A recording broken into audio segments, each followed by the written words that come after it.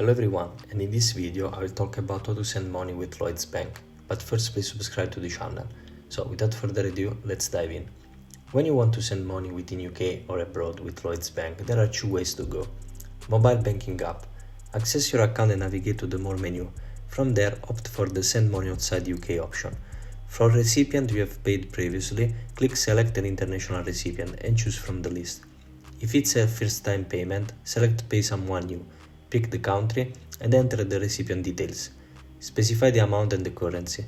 Modify it by selecting the flag icon if needed. Proceed to review the payment details, then confirm the payment.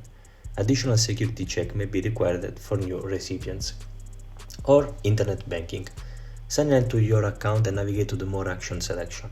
Click on Payment and Transfers, then choose Send Money Outside the UK. For familiar recipients, opt for Select an international recipient and pick from the list. If it's a first-time payment, choose Pay Someone New, select the country and input the recipient's details. Specify the amount and currency with an option to change it using the flag icon.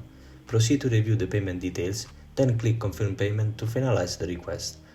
Password entry may be required. For new recipients, additional security checks will be conducted.